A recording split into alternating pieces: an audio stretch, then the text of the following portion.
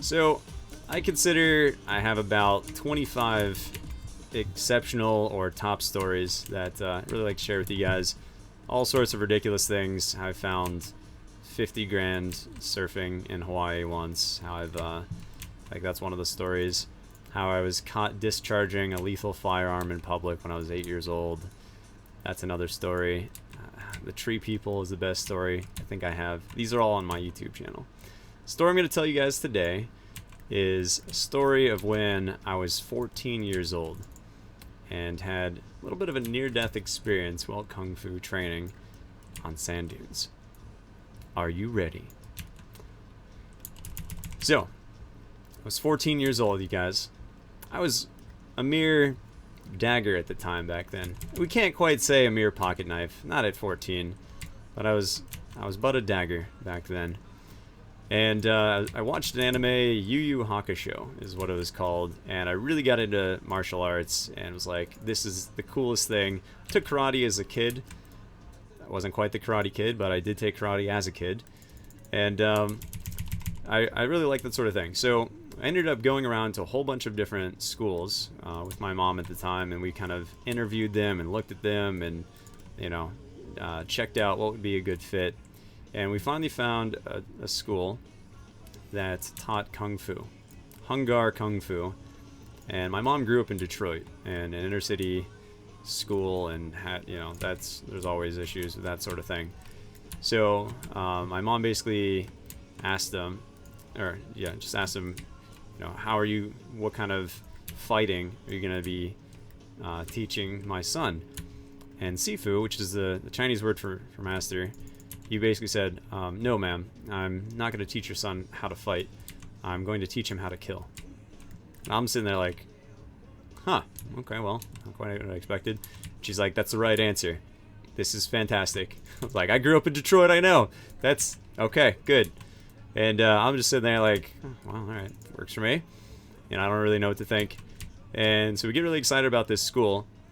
And Sifu basically says, you know, what's my age? And I was 14. And he said, okay, come back when you're 15.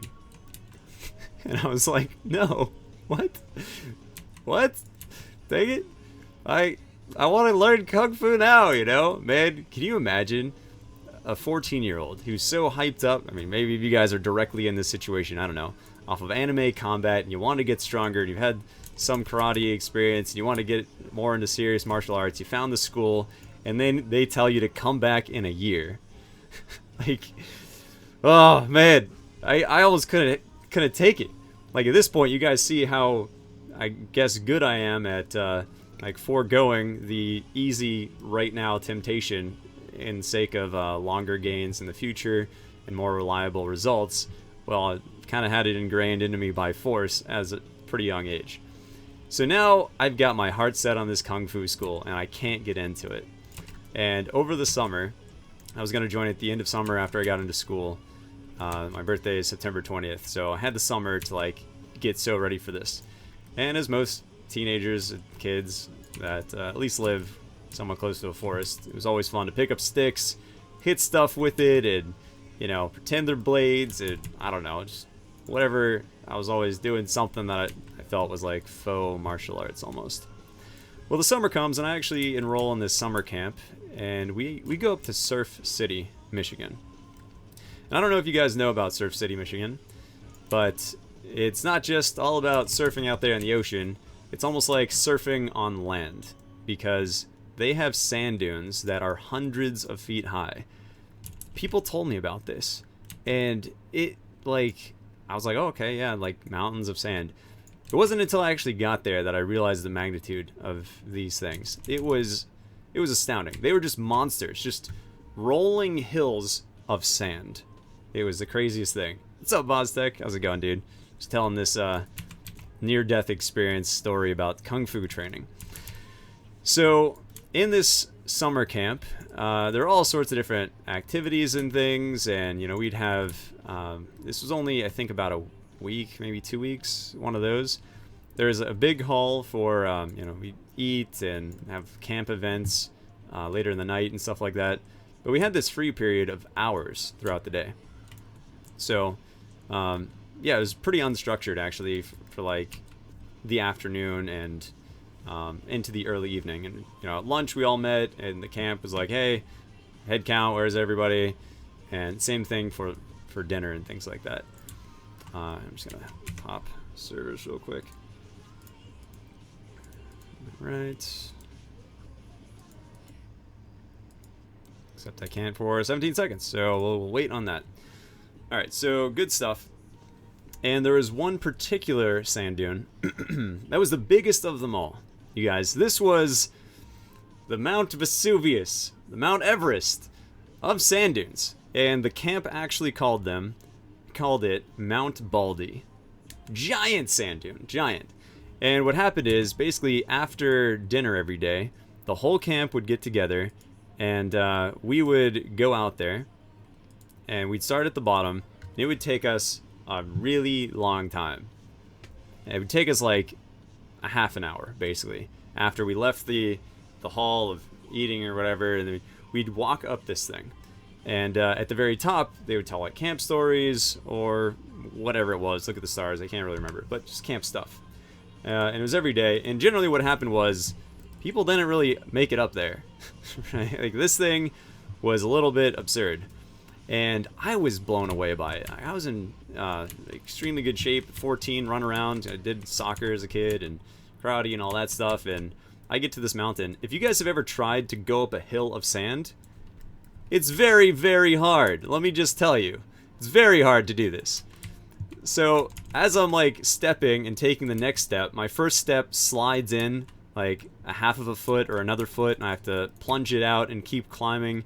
And this is a pretty big leg workout. And by the time, like, after dinner and stuff happens, we get up there. While I'm walking up there, just full-on giant groups of the camp have just like called it off. They just sit on the sand dune. They might make it a third of the way up there, or they might have made it a half of the way up there, and they just aren't going up until everybody's done, and they'll come down and stuff. Just they couldn't be asked, they couldn't be bothered to do this kind of thing. But I always made it up there, and of course my troop and most troops did make it up there. So at the top, it was really fun. We'd just share stories and look at the stars, and then going down this thing was fantastic. This was one of the most fun things I've ever done in my life, you guys. If you have never run down a sand dune, you guys are really missing out. It is awesome. You can basically launch yourself off of the top. You can then plant yourself with 1 foot or whatever it is. And Biohack, what's up, dude? And because of the sand and how it absorbs impact, you basically end up being completely fine. Your joints are fine. Everything is all fine. It's quite good. So what happens is, even though you just climb this thing for half an hour or whatever, you full on almost Superman fly down this thing. Like, you would be in the air 20 feet and have the softest landing. It was great, and it definitely kept all of us happy to go up this thing every day. It's really cool. Well, here I am, little Blade Bow Quest, Going up and down a sand dune once a day is fine, but going up and down a sand dune blade style, well, that's a whole different thing, isn't it? So anyway, I'm describing Mount Baldy so you understand what it is. Now, that was one of many different sand dunes in this camp. The whole thing was just sand dunes everywhere, right? It was amazing. Just like fields of it. It felt like a mini desert. Just, hey, we're playing Black Desert. You guys know what sand dunes look like, right? I don't need to tell you. So let's talk about the actual unstructured part of the day, right? So we have our lunch, and then they're just like, all right, go have fun. Don't kill yourselves, And I came up with a great strategy. See, being in camp, I had a backpack. And while most people would say, you know what's great about backpacks? You can put things in there. Things that you might need. You know what the blade style way was? I was like, you know what? If I fill this full of sand, it'll be so heavy, it'll be extremely difficult for me to walk around with this thing. So I must do this. So I not only just filled up the big backpack, I filled up all the little pockets, all the little side corners, and I had like 50 pounds of sand in this backpack as a 14-year-old, and I just strapped it on, went about my merry little way here. And I went over to Mount Baldy and just started strutting up this thing, and I'm climbing, and I'm going up this thing with all the sand on my backpack, and it was such a ridiculous challenge to do this thing. And, you know, we had all afternoon off, and we were just doing whatever. So there were a bunch of people sitting on Mount Baldy all the way up, and I'd say hi to them and stuff. And when I got to the top, I secured the straps, and I would then, like, propel myself forward and run down this thing, taking leaps of 10 and 15 feet jumps at a time all the way down. Until at which point, I ran back up again. And this is what I did for the entire afternoon of camp. Camp, right? It's supposed to be fun. There's some people playing cards, some people swimming. I'm running up and down these sand dunes with 50 pounds of sand on my back all day so that I can train for when I join Kung Fu training in like a few months from now.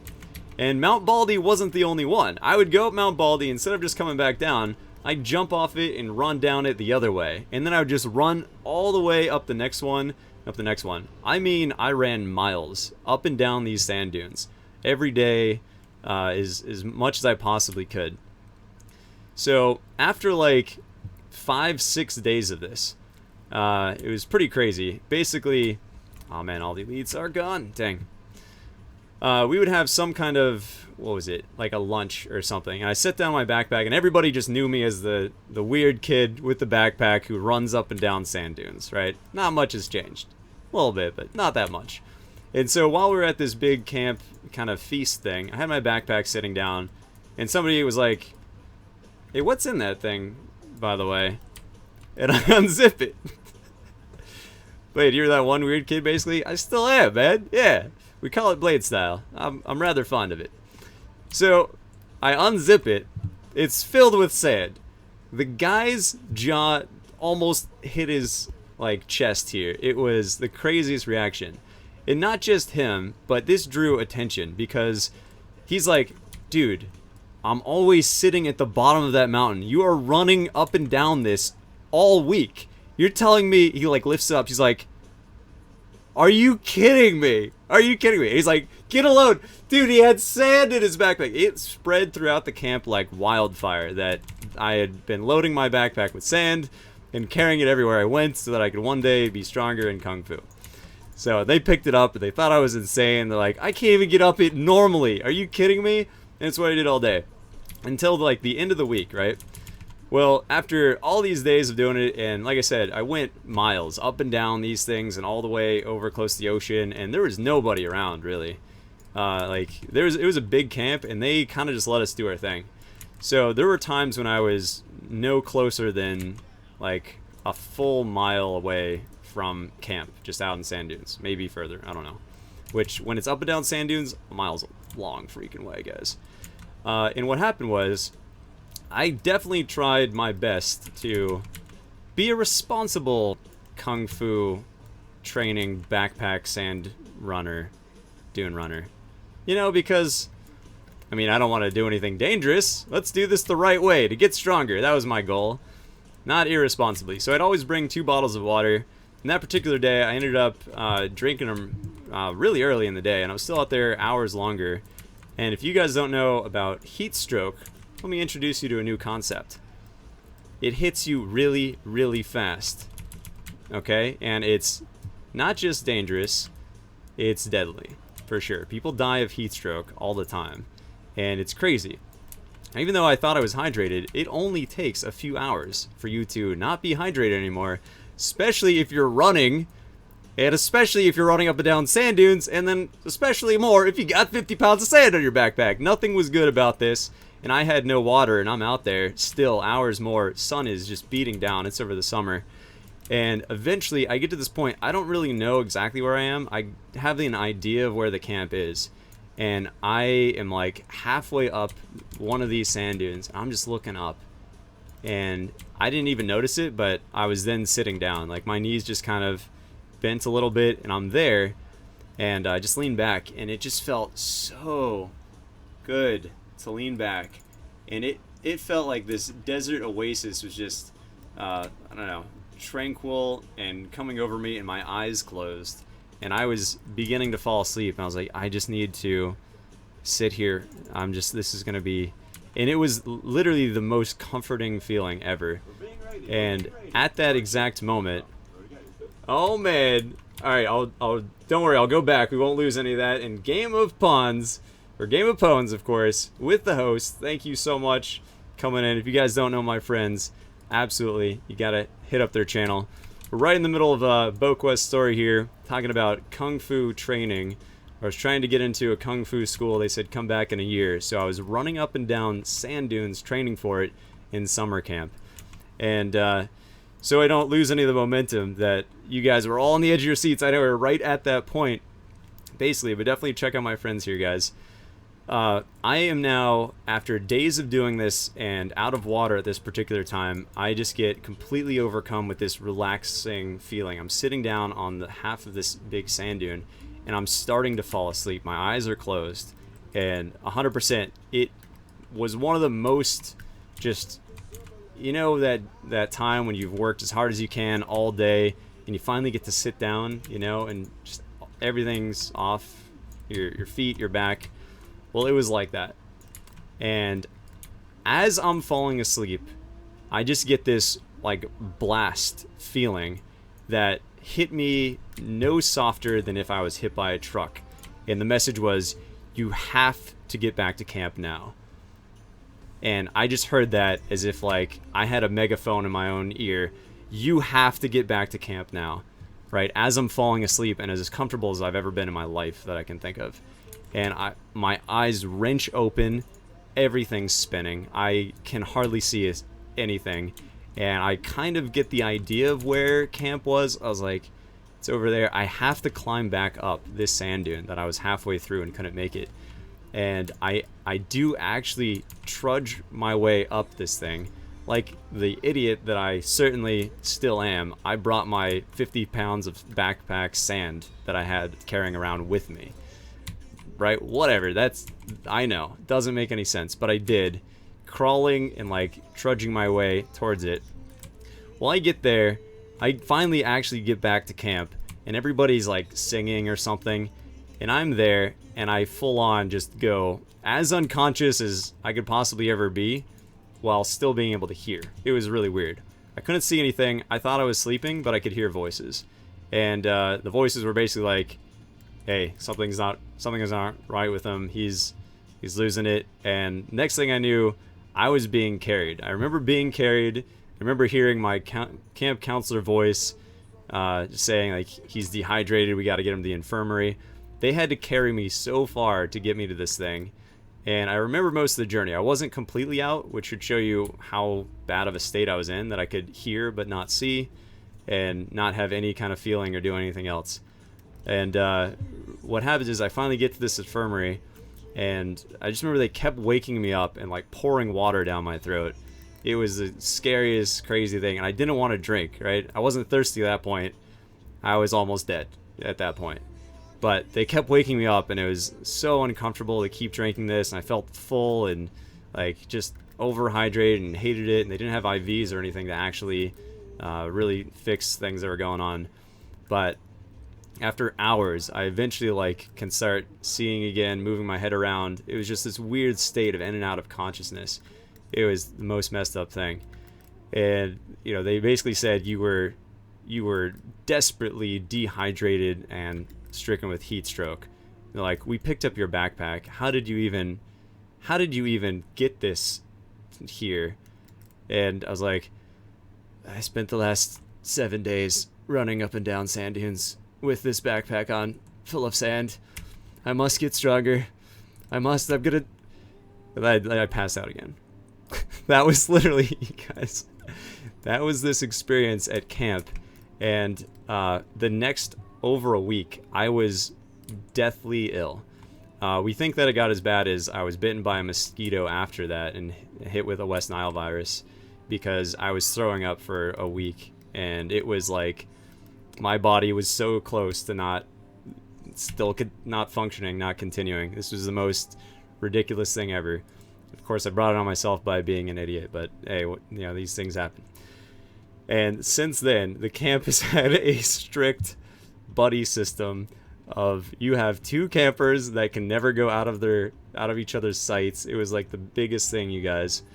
But yeah, again, if you just tuned in halfway through that, I tried to get into a school of Kung Fu, and they said come back in a year. When I was 15. I was 14 at the time, so I was training so that I could enter Kung Fu and be stronger. And over the Surf City camp experience I had, instead of being a normal camper, like a normal person, I had a backpack filled with sand, ran up and down sand dunes every day until I nearly died. And it's one of my near-death experiences. Sadly, I have more near-death experiences, you guys, but that was one of them.